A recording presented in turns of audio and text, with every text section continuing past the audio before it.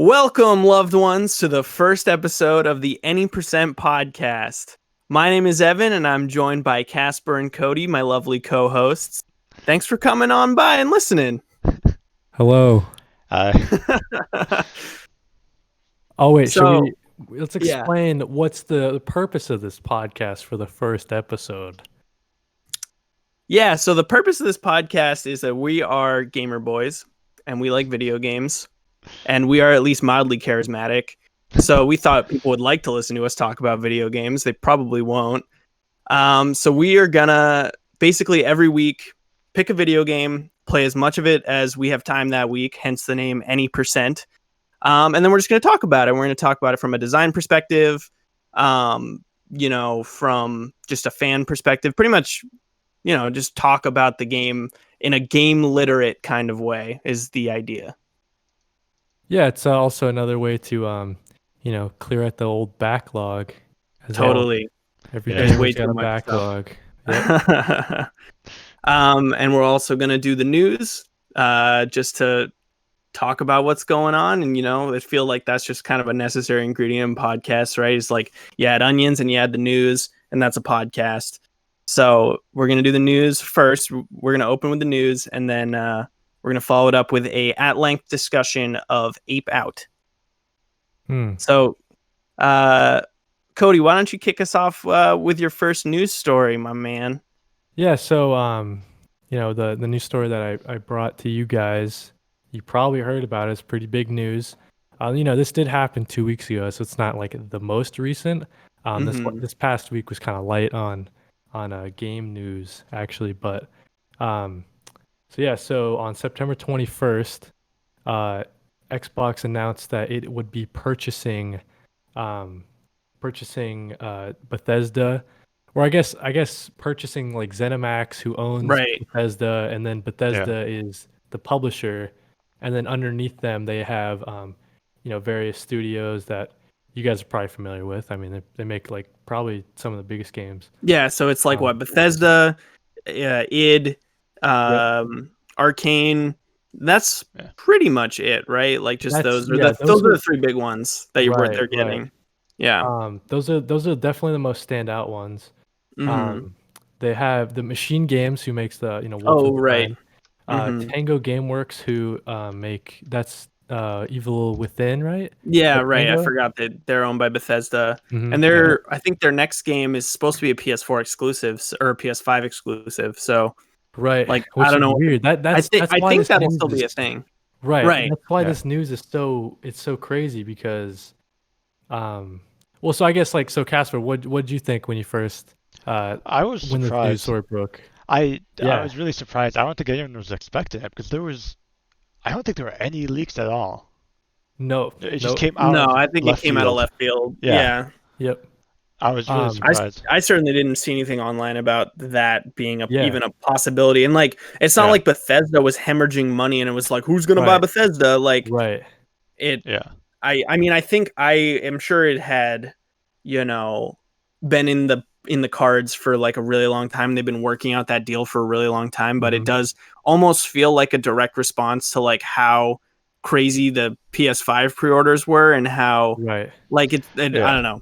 I guess I would have to look at the numbers, but like it seems like anecdotally, like the experience of trying to pre-order a PS5 versus get your hands on an Xbox is like two totally different beasts, and like that they maybe already lost that. And I'm just speaking out of my ass. I actually have no clue. As far as I know, they sold just as many Xboxes as PS5s, but in my like head canon, the timing is the timing is very weird. It's very suspect. It is weird. Yeah, because I think so. Like there was like rumblings, maybe like 2 months ago or so, about possibly Warner Bros. Like selling off their gaming division. So that would include studios like Rocksteady and stuff. Rocksteady, people, whoever makes the like Lego games, I think is underneath Warner Bros. As well. And then the Harry Potter games that are coming out now. So there was rumblings that would happen, and people were pointing at Microsoft saying like, oh, Microsoft is probably going to end up buying them. So I wonder if this has something to do with that. They were kind of looking at like, what are some ways we can beef up Game Pass, right? So right. because that's the big thing that they're trying to push this next generation, and then by buying all these Bethesda studios, they just all of their games are going to be coming to Game Pass, and then in the future, day and date to Game Pass, unless they have a deal with Sony, a little asterisk Right. there, right? It's kind of Right. weird, but It's Yeah, kind I mean, so of, sorry, you go, Casper. and it's kind of weird because lately, the past few years, they've been buying a lot of game companies, Xbox. yep. And, Yeah, totally. But when they announced the new Xbox, you didn't really hear a lot of exclusives. Oh yeah, No. no. I'm I kind think of wondering what's happening. Are they going to make it exclusive, or are they just going to keep bringing it to all the different like platforms? going like so for example, like Elder Scrolls 6, that was kind of the big one that everyone had in their mind. Like, Yeah. am I gonna be able to play that on my PlayStation, right? That's just kind of Right. crazy to think about. And they said, though, I believe that they said they'll In some of the consider, gaming cross-platform stuff on a case-by-case basis. Yep. I think the ship has probably already sailed, though, for Elder Scrolls 6. Like, that's going to pull so many people to the Xbox that, Yeah. that's just oil. Like, there's just Yeah. pure oil, baby. Like, Yeah, there's I no can reason see to share it. Right. I could see it I could see it working, I could see it both ways where they, this deal was massive, right? 7.5 billion, I think is Mhm. Yeah. the actual number. Yeah, Yeah, that's 7.5 billion. insane. That's more than Disney purchasing Star Wars, which is like around 4 million, I think. Oh, really? And then Disney purchasing Billion, not Marvel. million. Billion, of course. Yeah, Billion. yeah. But so like Pretty cheap. this is the same. If if you want to use your, like Evan likes to say, your monkey brain, right? You put Disney buying Marvel, Disney buying Star Wars. You put those together, and that's equivalent to Microsoft buying Bethesda. So to me, to most people, they probably think like Microsoft has to recoup some of that money, right? Or else you're just like, why even like by putting it on PlayStation, you're making money every time a copy of Elder Scrolls 6 sells. Yeah, that's true. Yeah. You know what I mean? I mean, So, but I don't think they need to do that, considering the fact that they're Microsoft, like one of the most, right. profitable companies ever, certainly at least in technology. So, I think it's a long play. Like they're buying it. I think they'll, like, all those games like Starfield and Elder Scrolls 6 and Tokyo Ghost, what was it called? Ghostwire Tokyo, the right. Django GameWorks one. Yep. Yeah. Like, those are all, I mean, that's definitely still going to come to PlayStation. I'm pretty sure there's a deal that's probably very much set in stone with Sony. But those other two games, which are going to be like huge deals, far off. So I think they're willing to take this huge loss, or loss, I guess. Like, they're willing to spend this huge chunk of money and then not immediately receive returns on that. Right. So I don't know. I don't think they're gonna put it on PlayStation just to make more money in that way. They're gonna use it to sell Xboxes. Yeah.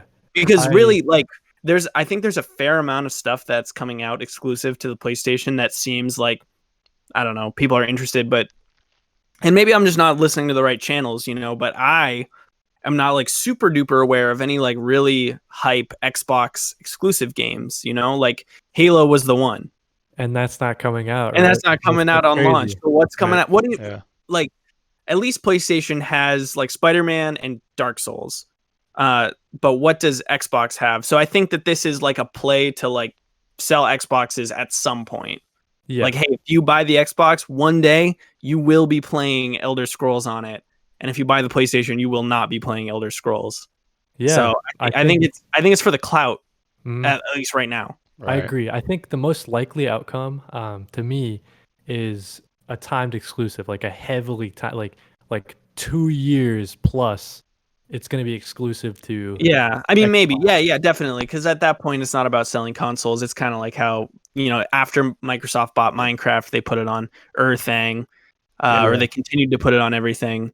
So, but I think while the console like wars, quote unquote, while they're kind of still like going for those initial install bases, which I think will last a few years. Like, a lot of people will buy them this Christmas or whatever, but then, that's not going to end for a while. And I think as long as that's an issue, they are not going to be moving any of their stuff onto the PlayStation. So Those are my thoughts. No, yeah, absolutely. We'll just, we'll have to see how it goes. It's definitely when it broke, I'm taking everyone was bets. shocked, and we'll have to see what comes of it. Yeah. Um, Put Well, Master Chief in Elder Scrolls 6. I feel like right. they won't actually make anything exclusive because they've been they just haven't been doing that. They've been putting it either on PC or they've been letting Oh, their well, yeah. games go on I think Right. I think PS4 too. When I say exclusive, I mean, yeah, because Xbox is pretty much, I'm pretty console sure there's at least, exclusive or whatever. there's a press Yeah. release or something that claims like they are not going to be, everything that comes out on Xbox comes out on PC as well. Because they're Yeah. really the same. I mean, Microsoft owns both those ecosystems, so it totally makes sense. But like I think I see what you're saying. Like there's not a lot of good stuff coming out for the Xbox, I don't think. Yeah. Someone like actually compiled everything that was coming out to both, and definitely looks like obviously, I mean, this helps Microsoft if you can play all these on the Series X, all their back catalog of Bethesda games, right? Those aren't the new, those aren't maybe system sellers, but it's a plus to those that already might have Right, it yeah, like all that. the like remastered, Mm. like Oblivion remastered, which I'm sure they would do, like Skyrim for the 15th, 16th time. Like, yeah, those are going to be Microsoft only. And those would be, yeah, you're right. Those would be money makers early on, like being able to just pump out a remake of an existing game in, in a secondary studio over like 1 or 2 years and just get that out, and they own the rights to that and they make all the money off of that. Like, yeah, that's a Right. good play on Microsoft's part, Yeah. I would think. Yeah. I'm for no sure. businessman though. Right. We don't Above have my business pay grade. degrees. Yeah. Yeah. So now that we're done with this kind of section of the podcast, I think that another thing we wanted to try was to kind of have a Oh, I'm back. super fun time question. So we asked Casper to prepare and ask us a really thought provoking question that Yeah. Mhm. My thought-provoking question is pretty much just, what's your favorite genre in a video game? That's a good question. That's a hard one to pick. Yeah. I mean, I have grown to deeply dislike first-person shooters over the Well, years. dislike. Yeah, Okay. that's like a Wow. deep. That's a hot take. I just think they're very bland and samey for the most part. That's such a hard question. Kody, what do you think? Well, actually, I was gonna say that I think you're right where the first person shooter space is kind of a little It's like samey. I think stagnated. Yeah. Yeah. yeah, because like probably like the PS3 generation was like every game was a first person shooter. Mhm. But I think that I was actually gonna say that my favorite would probably be first person shooters, just like It's a hot take. It's an I anti-hot think it take. is that right because well I'm just it comes to mind like games like Doom or the new Wolfenstein games. Mhm. Those came out Yeah. recently enough, but they kind of changed the it's not just like well I guess it's not a good case for Doom. I was about to say it's not generic action man, but Doom has like Yeah. It's the yeah, most right. I was generic gonna say action, though, man. but Doom did like push the envelope and like do something kind of different. I think, we were definitely in a slump as far as like shoot the guy, get to cover, wait for your health to regenerate, return, Right. shoot Yeah. more. Like Doom, I mean, I'm pretty sure what is said on the box is that it's like push forward combat. Right. Yeah. Yeah. So the whole point Oh, is that you keep moving, and that's very indicative of like OG first person shooters like yeah. GoldenEye and stuff even Mm. before that, like Doom, like the Doom, like you didn't hide, you were a guy who went in guns ablazing, and that was I the point. It was almost a power trip. I think Yeah.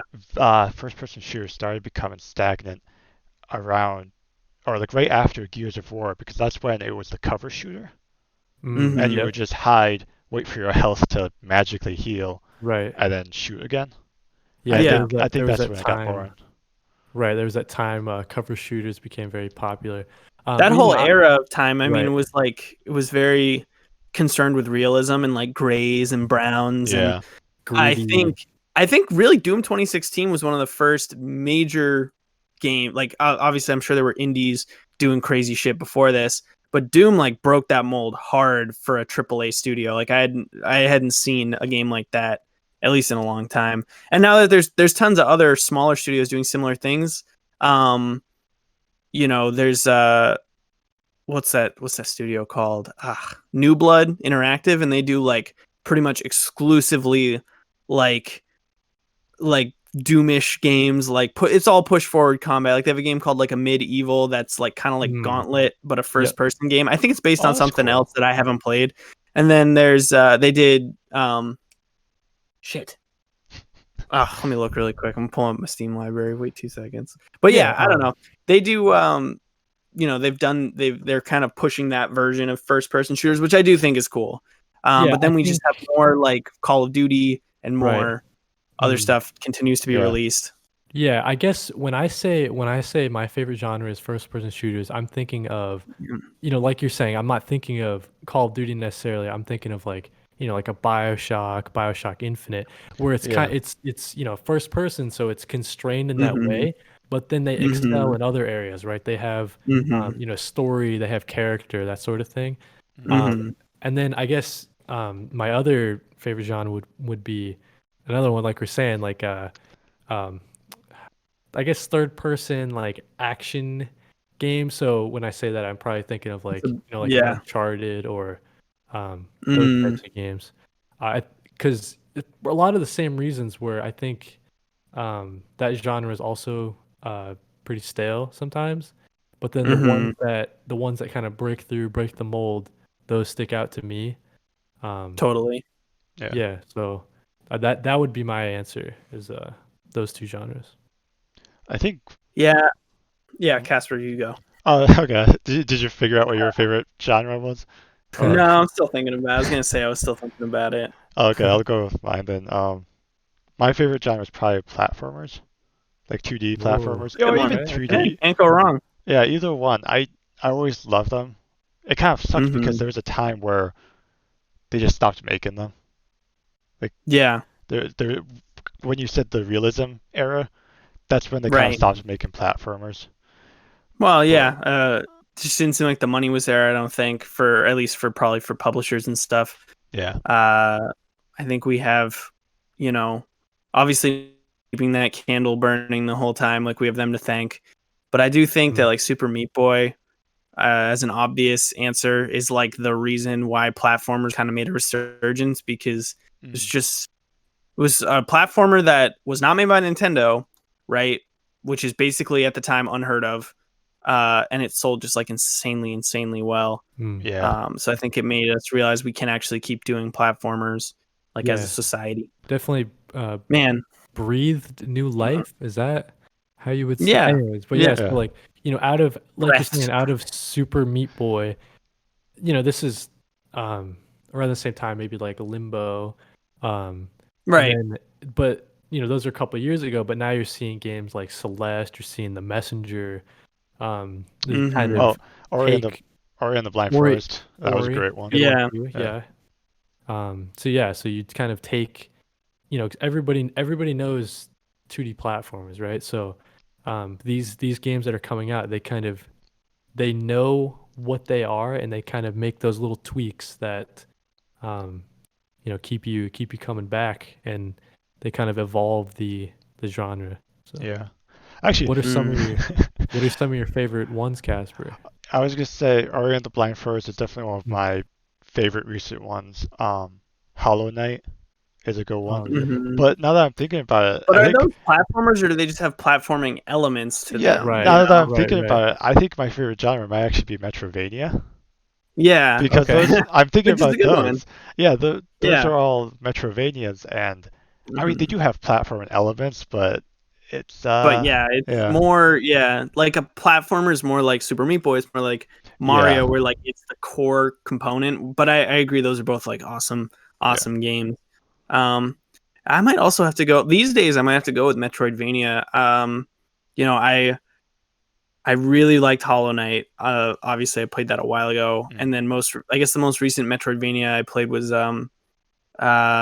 Bloodstained, which yeah. is like Koji Igarashi. Hopefully, I'm saying that right. Yeah, right. Something like that. Castlevania I'm sorry, from sir, if I said that Castlevania fame. wrong.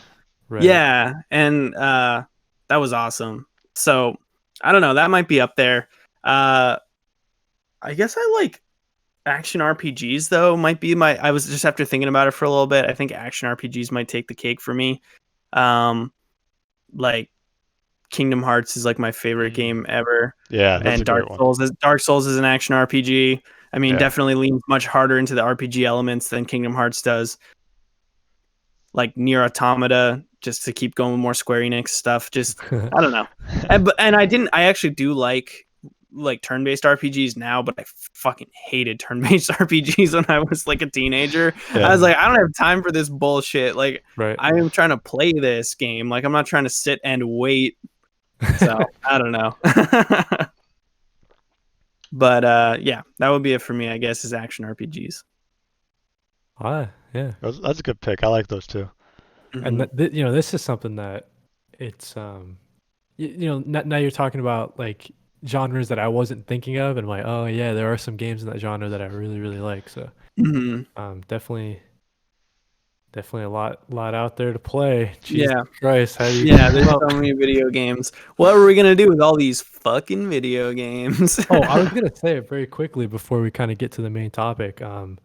I would say that roguelites, that genre, I think that is making like a crazy because you know, I'm trying to think of maybe the first one that really sticks out in my mind is like Binding of Isaac. But you know, now you have like Enter the Gungeon, you have Hades now, which is probably the best one that I've played. So yeah, I mean, I think Rogue as a concept has like been around obviously since Rogue, but it made a resurgence like Binding of Isaac or Spelunky, anything, you know, procedural generation. I don't think it went away for a while, but it's definitely been back for a while too. And I don't know if like I can say like if any of those games really feel like that is the truest part of their design, you know, like that makes sense. Are any of those games truly like trying to be Rogue, or are they trying to be something else that borrows from Rogue? Like that's why it's called a roguelike, right? Not called it's not called Rogue or whatever. You know, it borrows elements. But I do agree with you that Hades is awesome, but truly it borrows very little in comparison to some of those other games. Like all the maps are predefined. Their arrangement is just a little bit scrambled, sorted. Yeah, I think.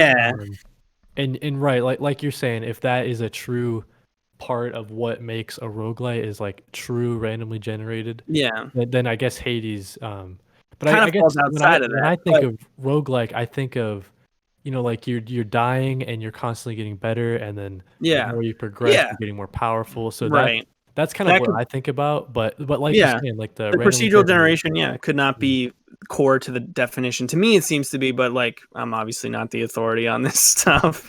Well, isn't there's roguelike and then there's roguelite, right? Right. And I would say Hades is more like a roguelite. Right. You know, it's got random elements, but it's run based, but it otherwise is like it's more like an action RPG, which is why I like it so much. Game's awesome. Yeah, we gotta. We'll do an episode on Hades. Casper, I will purchase you Hades just so you can play it. Yeah, so we can do the episode. It's a really good game. It's like the best game I played this year. Yeah. I'll try it. Real quick, so like before we move off like the roguelike topic, Risk of Rain 2, which I know we all have. Where would you? That would fall into the same genre, right? Like definitely further on light than like. Yeah, right. Like, I don't know. Yeah, it's a hard distinction to make, because I agree with you that like the what you looking at, bud? I think Riley's printing something.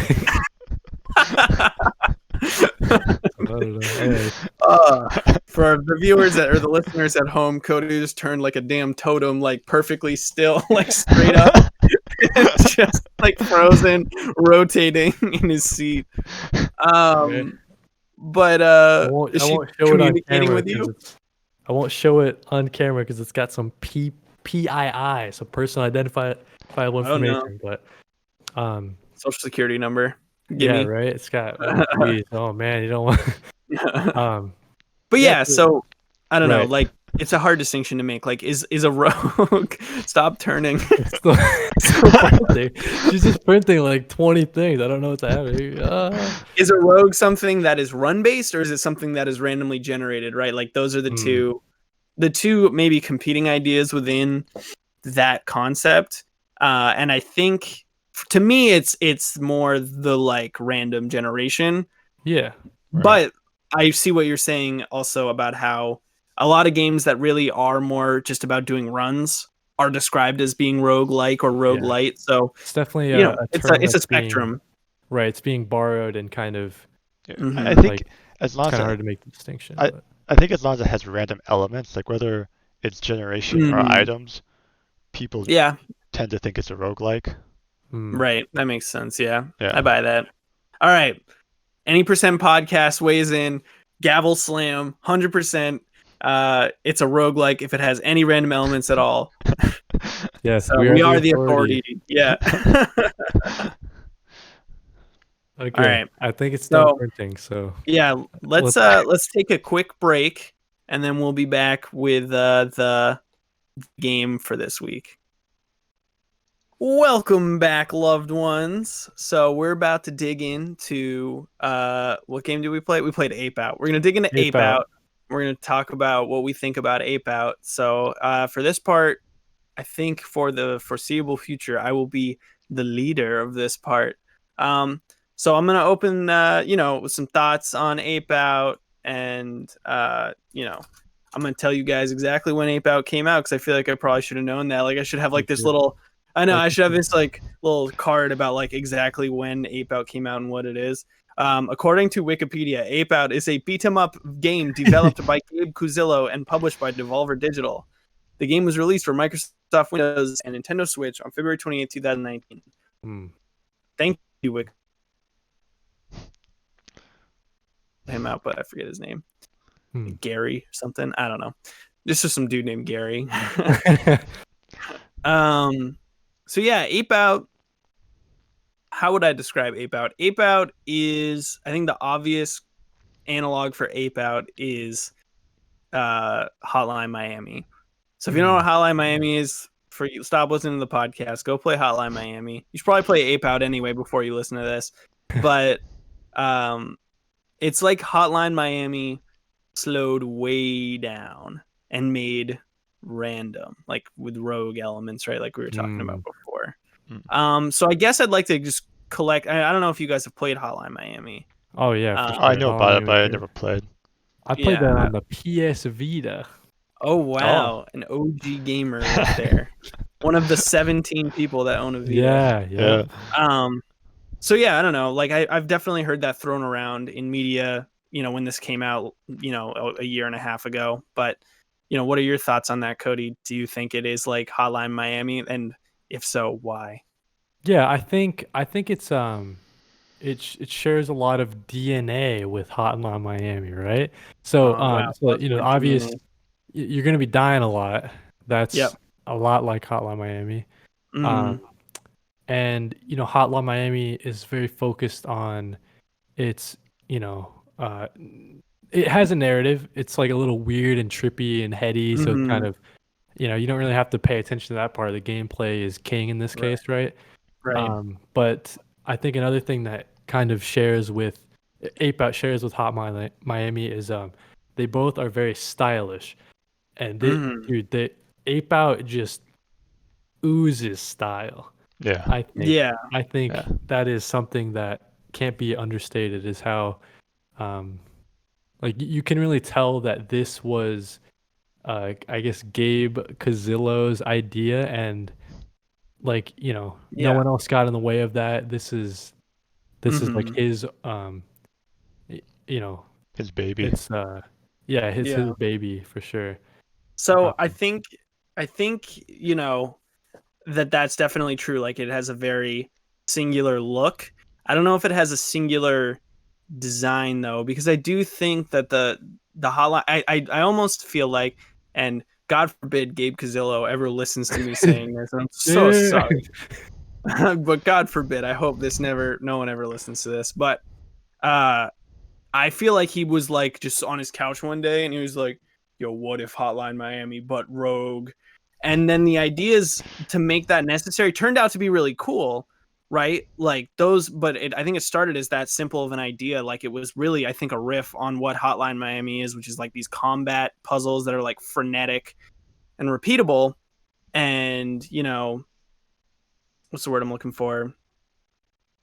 I guess they're complicated, right? And then you have to take, if you're going to make that rogue, right? You need to, if you add randomness, you can't have something also be complicated, right? Like they had to, everything about it is like a toned down version, I think, of Hotline Miami. So I know, Casper, you haven't played Hotline Miami, No. but you have played Ape Out.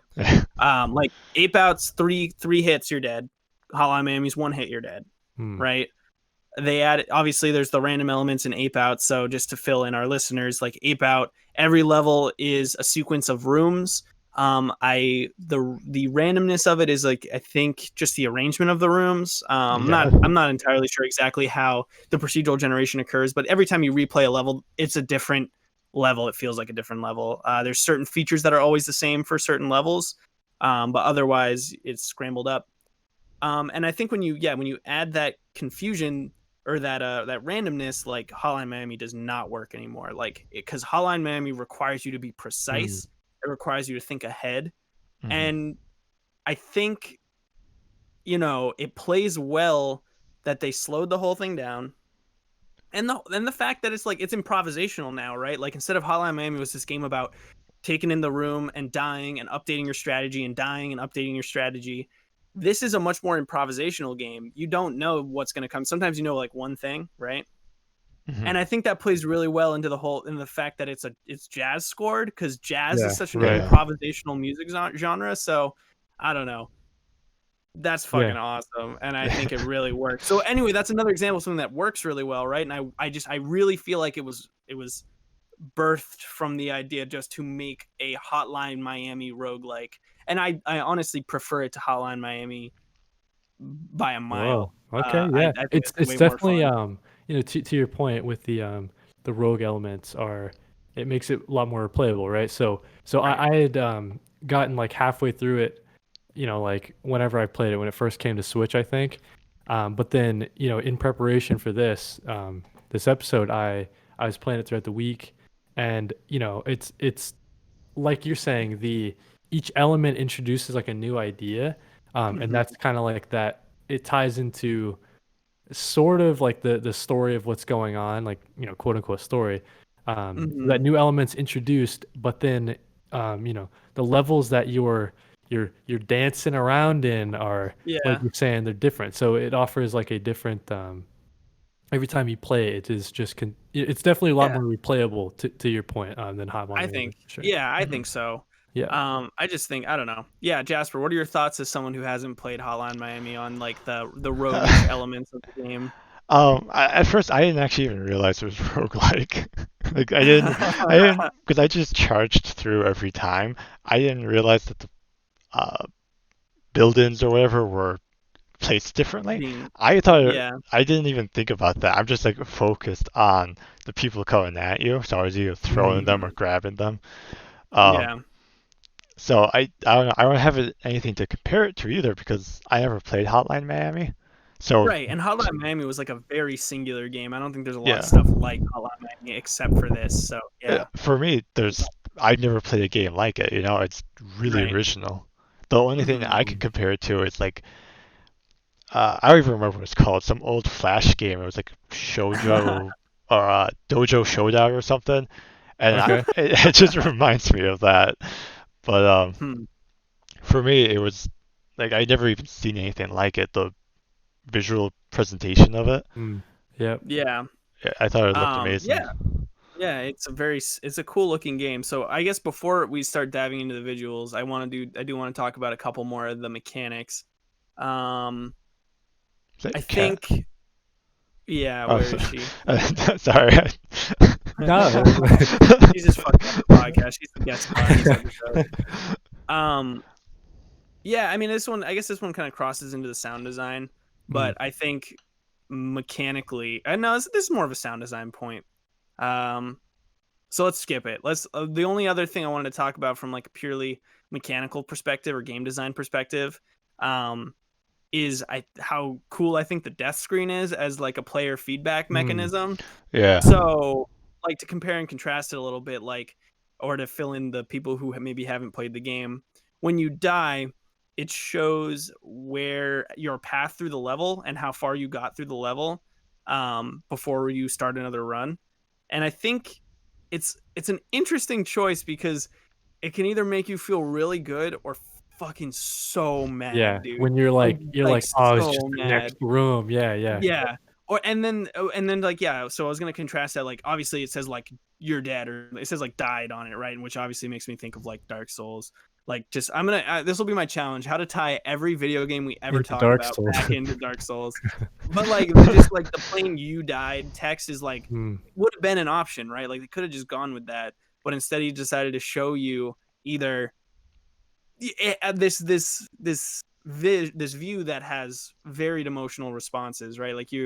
Like I said, you can either see like, oh, I didn't get very far, phew, like I'll get it on the next one, or you're like so close and you're so fucking pissed. And like, I don't know, I just find it to be fascinating. I don't know, are there any other games you guys can think of that kind of like fuck with you in that same way, or like show you, Super when Meat you Boy. fail, like how you did? Yeah, that's Super Meat true. Boy, I mean, yeah. that's when you succeed.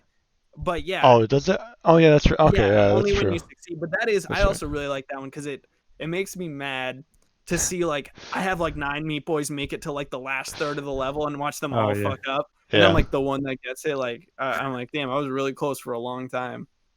So I don't know. But yeah, what about you, Kody? Anything you can think of that's kind of like that? No, I can't think of. So now I'm trying to think of like games that have death screens that tell you more than you just died, because that is Right. something super interesting that you point out. It's like you don't really think about. Right, it's an so- intentional design choice, right? Like, right. because they So could have just said you died and have you yeah, restart, like just game over, absolutely. whatever. Yeah, and I think that ties into kind of what, like this entire game, that it doesn't really tell you anything, right? Like the tutorial is just like The I can't tutorial remember. literally it's move and the button you press to shove. Yeah, and like the controls are super dead easy, but as the game, as the game progresses and you get to the next disc or the next side record, levels, next level, it introduces all these new ideas. Like, okay, I think this is the first disc album, yep. Yeah. So it introduces like there's this dude wearing like a bomb vest, right? And so like I grabbed him because that was like my early strat was like, all right, grab a guy, use him as a meat shield, which is awesome. I love games that let you do that. When you discover that, that's like a very fun way to play the game. Right. And it's like, okay, cool. I'll just do what I've been doing. Use this guy as a meat shield, no problem. He'll get shot and I throw him, whatever. But then, you get shot at, like, you plan to do, but you didn't really click to me that this guy was wearing a bomb vest. So then I exploded. I'm like, okay, cool. So now going forward, I know what to look for. So I just think it's the way the game kind of it doesn't ever hold your hand, but it's like, you'll get naturally introduced to these ideas. They'll play more into the next levels. They'll all tie back to those ideas. So it is interesting that it does show you information when you die. It's just like, like you're saying, it didn't have to. Yeah, right. Right. So, Yeah, they could have just skipped that. And Mm. to your point about like, I guess it's I want to say emergent gameplay, but that's not really what that is. It's teaching the player by doing, right? Like and that's I think super duper prevalent in rogue games or roguelikes, roguelites, whatever you want to say, because these run based things, like, you are expected to lose, so you don't mind losing to learn.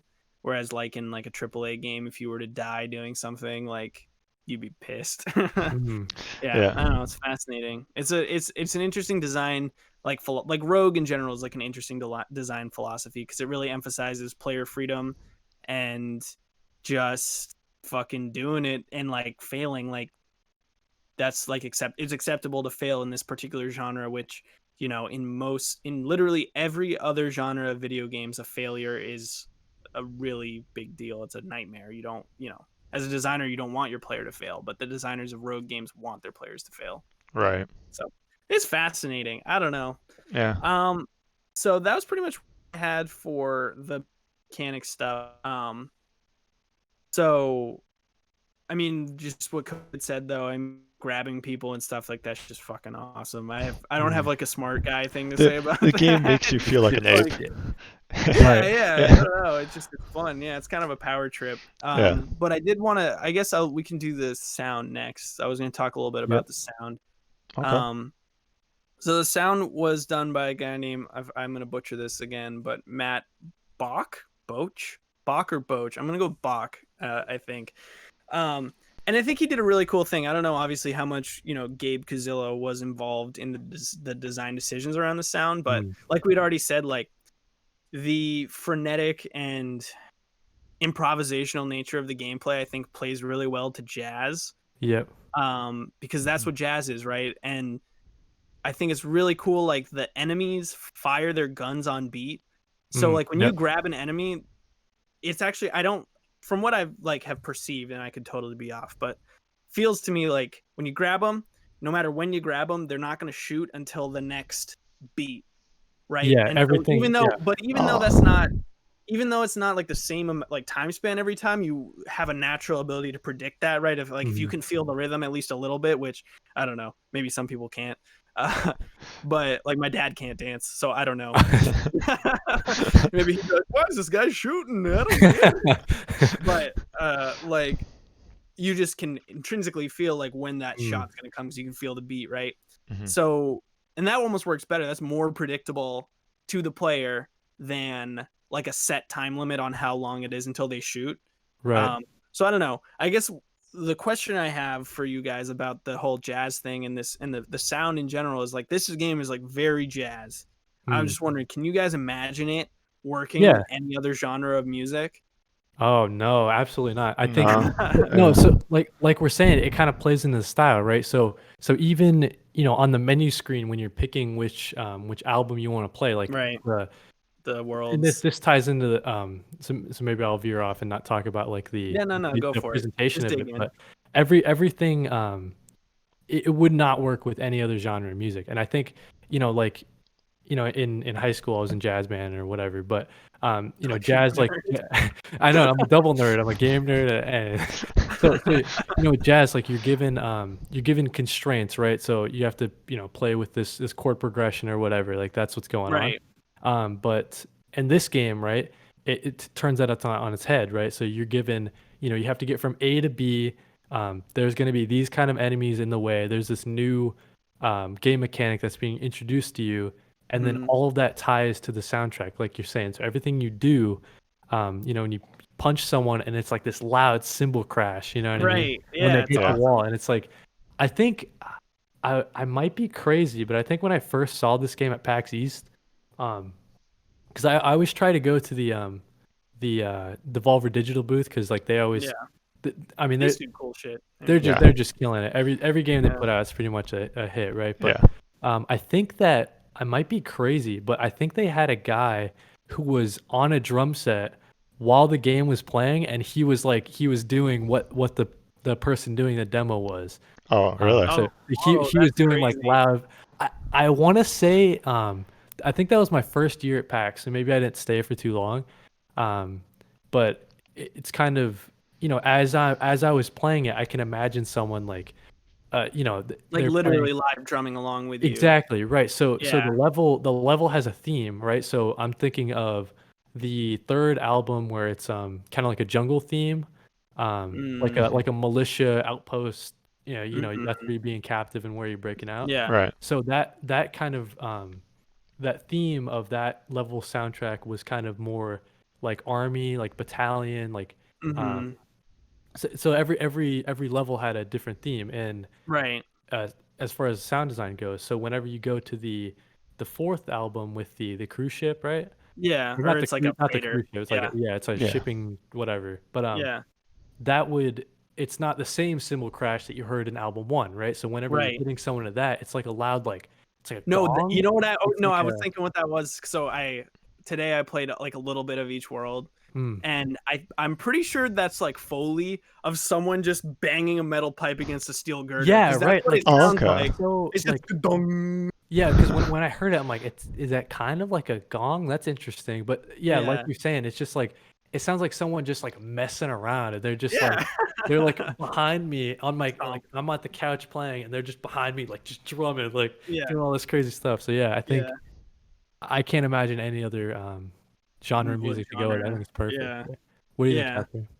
Oh, I'm not as musically inclined like you. I was never in band, but I mean, it was good. Like even I can tell it Yeah. I sounded agree. great. Yeah, um, you guys kind of went through it all. There's really not much yeah, more for yeah, me to yeah, add. Mm. Yeah. yeah. Yeah, I don't know. I don't. Yeah, I also agree. I can't see it working really as well. I mean, obviously, I think it could be done per se with anything, but Mm. jazz, and the pared down nature of it, right, with just the drums, like versus like a whole jazz band, is just like so like it's all about slamming things, right? Like that's what the game is about, and that's what drumming's about. So just going with the drums and the pared down nature of that just works so goddamn well. Yeah. It's insane. Like, Yep. and I wonder, and that's another thing. Like, I feel like it came from this initial idea. Like, I don't feel like he set out to make a jazz game, because who in their right mind be like, I'm making a jazz video game? Right, Like, right. Yeah. on paper it sounds awful. Who even likes jazz? No offense to people who like jazz. Who likes jazz? To our new list, like the first guy who's gonna listen to us ever is I like, like jazz. I I like love jazz. jazz, man. Mm. Post on like jazzlovers.net, like, don't listen to this podcast. They are jazz haters. But yeah, I don't know. I just think it really works, yeah, super duper and well. and we should, I mean, like I don't know, like clarify or whatever, but not jazz is like there wasn't any like trombone dude just Right, like that's what I'm jamming out, saying. right? It's So like it's all it was just percussion, jazz right? So drumming. it's like Yeah, yeah, right, right. jazz Yeah. drumming, yeah, It was like watching Whiplash. Just over yeah, and it over. was like watching. My tempo. All right, so that was pretty much it for the music. So yeah, I guess let's close it out with discussion of the visuals, because we kind of already tiptoed around it a little bit. The game has a very unique look, like we said earlier. How would you guys describe the look of Ape Out? Man, I think, kind of like our discussion, kind of comparing it to Hotline Miami, like, like I was saying before, it's very stylish, right? So it's like this game, I don't know how this would work if we're not doing video, but I'm just looking here, I'm screen sharing like a lot of old jazz albums, and they kind of all Mhm. have their own, and you can kind of see just based on Right. these how the Ape Out dev kind of pictured, and it kind of leads into the presentation of it, like we were saying before. Every album is a world with its own theme, and that ties into the music. And then Yeah. yeah, and the character models, I guess you could say, right? So they're very, you know they're not too busy, they're very Mhm. pared down, they're all like one or two colors. um Yeah. Yeah, and I like how it's top down, and you can kind of see. Um, There's like a perspective warping, right? That's what you're Yeah, getting at. yeah, right, right, because that's yeah, something I wondered about. Was the game like 3D or is it just warping around you or something? So it's definitely a 3D game using, like the game is in a 3D engine, and Yeah, it's Unity. using, Yeah. like, what's the word I'm looking for? Like, why am I suddenly forgetting the word for this? Shaders. God, Okay, it's just yeah, using shader. yeah. like Okay. flat colored That's the shaders, right? main Casper had guessed Yeah, last night. Yeah, yeah, Yeah. and so it's just using shaders to present these 3D objects like in a way that you can only see as 2D, right? Okay. Mhm. But those like in the game there are like pillars, and as you're walking past the pillars, they kind of skew and warp Yeah. towards your camera and then away from Yeah, your camera, and they kind of in a block your way, view. Yeah, yeah, so in a way that's mm, very 3D and not befitting of a purely 2D game.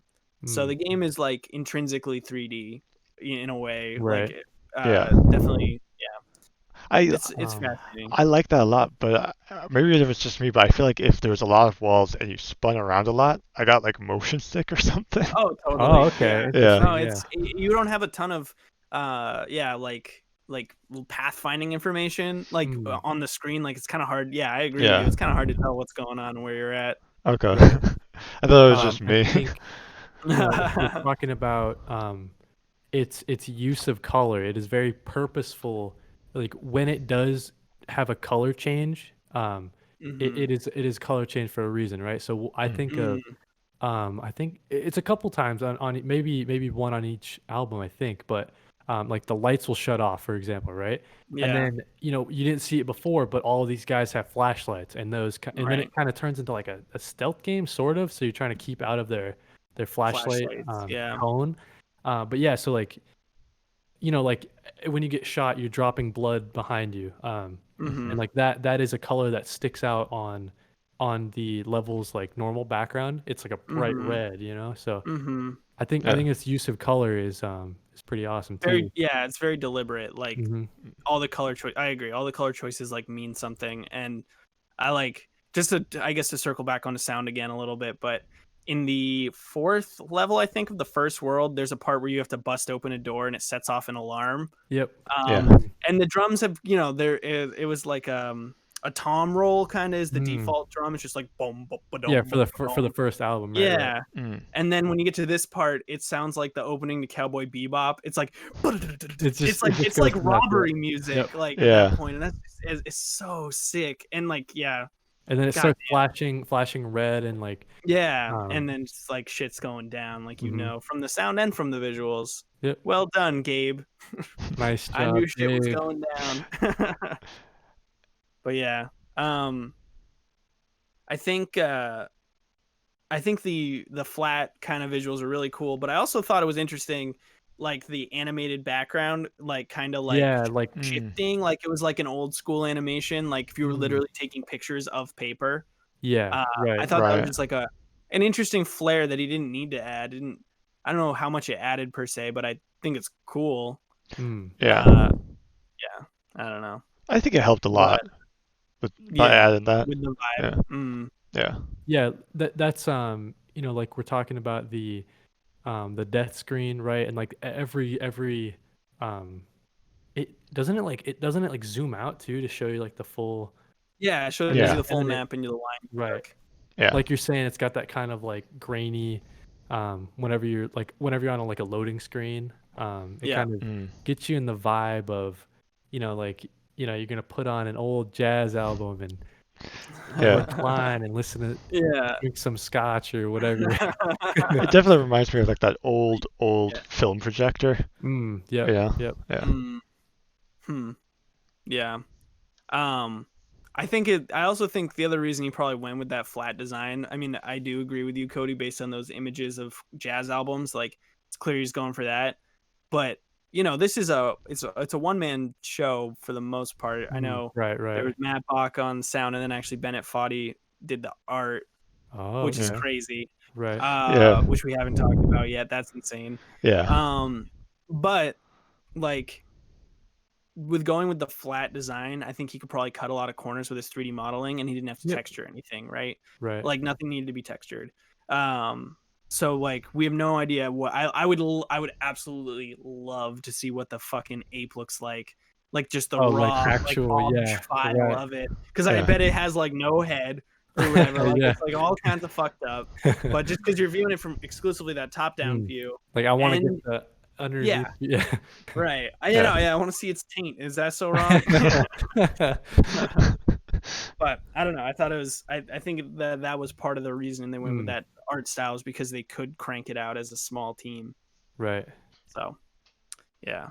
Do you guys have any? I have one more thought that I wanted to share on the visuals. But it's more like a complaint. So Whoa. lay it on me. Lay your thoughts. Any other thoughts on visuals?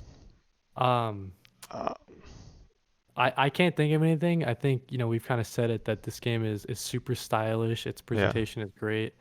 Its It's use pretty of color. singular, I think, in Yeah. presentation. I don't think it Right. would have Right. worked as well if it wasn't for the simple Yeah, I don't want that's to say it's true. simple because they probably put a lot of thought into it, but Yeah, I agree though. the I think flatter those are not design. mutually exclusive things. Like Yeah. being simple is important in game design. You need to be able to identify the purpose of things and Right. what everything is. So Hmm. yeah. Yeah, I think it is very simple, and I think it plays well with like the split-second decisions you have to make because like there's a guy coming, and what kind of guy is he, and is he gonna hurt me? Like the shotgun guy wears the blue, and like that's your visual cue that like this is the one I got to take out first Hmm. because he's gonna fucking blast me. Right. Yeah, and to me it seemed like this kind of ties kind of like what you're saying with the game mechanic meets the art of it or whatever. But Yeah, where I think, correct me if I'm wrong, but you were always looking for like the green door. yeah, Wasn't that like that was that's how your you knew exit. that? Right. Yeah, So it kind of told you that, and then like you're saying, the characters are modeled or different colors so that way you can yeah, visually tell really quickly. yeah, Um, like this kind of sort of off topic, but when you get to the third level in the jungle and it introduces the flamethrower dudes, yeah. Yeah. dude, and you pick up a dude and he's just blasting That's fire, fun. dude. Oh man. And like you find some oil tanks. Oh, I like that Yeah. It's level. cool. Oh no. Was that the level with the trank dart? I don't remember now. No, Was that's that the the opening of the first? fourth Right. level. Is you Oh, get Right. trank darted and then you wake up on the ship. okay, Yep. right. I like Yeah, that. but it's also a jungle theme. Yeah, that was cool. That was Yeah. all the other ones. You just like blah, you're in a cage, or you're in a cage. Like it's just like begins Mm. and you're in the cage, and that one starts in a really cool way with like you wandering the jungle and then you get tranked. Mm-hmm. Right. Yeah, it's a cool one. It's a good game, guys. Listeners, we must say it's a good game. Yeah. Should we come up with some kind of like podcast thing at the end we do where we're like how much should you play of this game? Like a Oh, rated Like system. 100% you should play this game. yeah. 3 It's out a of good 3 game. I don't think gamers. it's have either of you like done everything in it? Oh no, I I haven't even beat the first album. I was gonna try to beat that before we started, but I Mhm. definitely, I definitely Mhm. will beat it. I Yeah. I beat the 4 albums, but then there's like an extra one afterwards. Yeah, there's Break In, I which didn't is beat like a that one. triple long level. Yeah, no, I Yeah, can't beat that Whoa. either. I it's get so super pissed. hard. It's way too hard. Yeah. You start outside and you have to go all the way in and all the way out Yeah. in one Oh life. wow, Oh, wow, really? wow. Spoilers. Oh, okay. Yeah, it Jeez. is really hard. I get like It's halfway frustrating. in and then I die every Mm. time.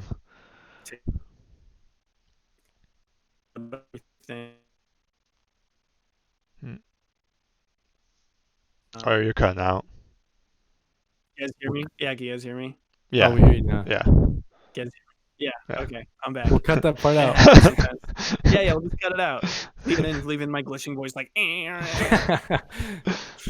What's your Um, negative? What's your negative? Interesting. Yeah, so Yeah. something I just think that it's related to the visuals, it's related to the animation specifically. Is I think the point of it was, or the reason it's like this was to maybe cut some corners, but the animations.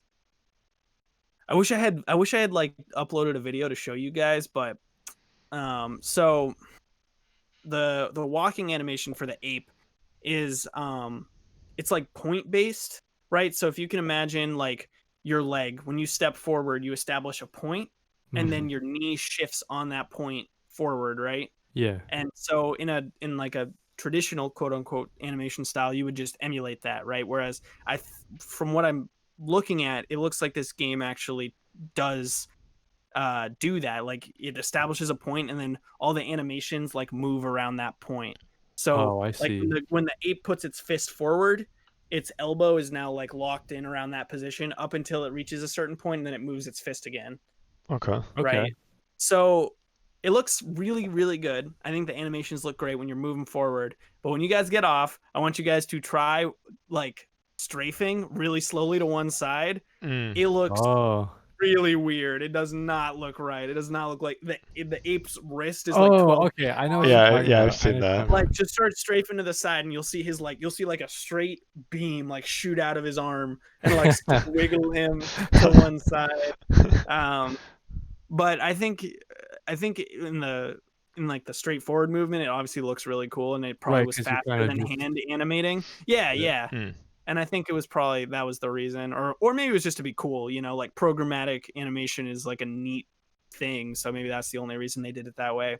The Right. other time it's really visible is when you're on the second second world. If you jump out of one of the windows, you can kind of see the arms start kind of going crazy because I think they don't have a Point contact to point, right. and they kind of like wiggle freely, and you can tell that that's what's going on. It looks kind of strange. Oh, Um, I think I was recording it. There was a glitch I got where I was pulling off one of the metal doors, and uh-huh. I turned around because there was a bomb, and it sent me Mhm. flying, and my arm stretched out with the Yeah. metal door Whoa, stayed. okay, It was right. really weird. Yeah, that's what I'm saying. I think there's like some kind of Some rubbery weird component between the right. elbow and the hand of the Yeah. gorilla's model. So Interesting. very weird. But yeah, I think probably it looks good enough because it's a flat like shaded game. Like there's no Yeah. textures, there's no lighting, like it's just that flat design. So I bet the wrist of that model looks really strange if you were to look at it from a different angle, but because it's always from top down, it looks okay until you start fucking strafing. So yeah, after this, try strafing and just tell me what you think, because I think it looks just bizarre. Yeah. But all in all, I'd say it's a good game. It's a great game.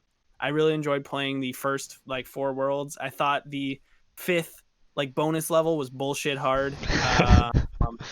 Maybe, but that's probably a good thing for some people. I was just pissed. I got pissed and I didn't finish it. And then there is also like a hard mode for all 4 albums, which I haven't played either. Have you guys played the hard No, mode? I don't even know. No. What would that modify? Probably like take Probably one hit enemy. instead of 3, or I think Yeah, it's the amount something of like that, people. or enemy placement. Yeah, Mm. just Yeah. more enemies. I don't know. Yeah, darn it. One of us should have tried this first so we could talk about it, but that's okay. Yeah.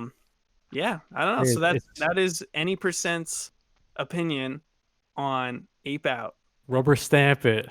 Rubber stamp it. Any percent 100%, approved. yeah.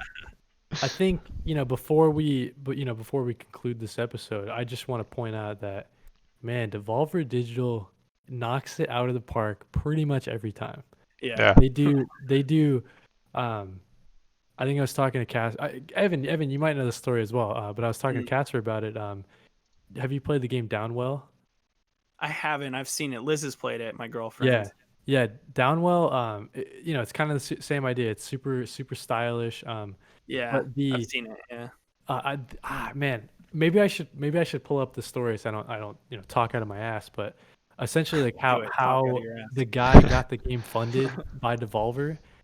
He just like tweeted him on Twitter, and he's like, I have an idea for a game, and Devolver official Twitter like responded and is like, what's your idea? Pitch us.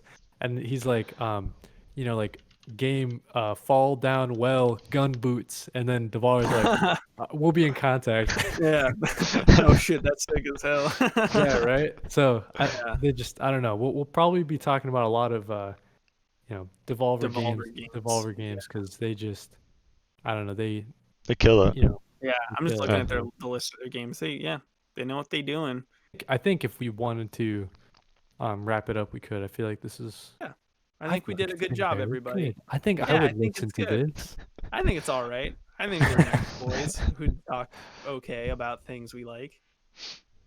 Yeah, so I want to thank anybody who's decided to listen to our stupid show. It's probably just like my parents and Kody and Casper, maybe their parents, but yeah. So hopefully we'll be doing this every week. I think next week, Kody, you want to announce what the game is going to be next week? Yeah. So it sounds like for the month of October, we want to kind of play a couple more scary games. So next week we are gonna play Alien Isolation, and if you've made it this far and you want to, chime in with your thoughts on Alien Isolation, comment or whatever. Questions. What is this going up on? This should be going up on like YouTube and all the podcast services. Yeah. So anywhere you can hear a podcast, it should be up. Yeah, we do have. Share me on Dig. Put me on your Angel Fire website. Smash the like button. I think so. In the description of this will be our Twitter. Yeah. I guess you can tweet us, you know, points you want to be brought Mhm. up What games you in the want us to next play, episode. maybe? Yeah, Yeah. have some game recommendations. Also, like for a truth is. Like um Sorry. maybe you could comment a question that Casper could ask us or something. I don't know. We'll see. So Yes, you sole listener, perhaps you could be the one to do such things, perhaps. I really like this. I really like that we're like talking to like nobody. Yeah. Um, yeah, it's We'll gonna be be like ready for fun when there chat. is somebody. Yeah, hopefully Yeah. someday there'll be someone, and maybe this will be like the lost episode that like when we're like famous, we can like be like, oh yes, the lost episode, our first pilot. All right, fellas, good work tonight. Yeah, thanks for listening. Yeah. Good Yeah. talk. This is the Any% podcast. Signing off.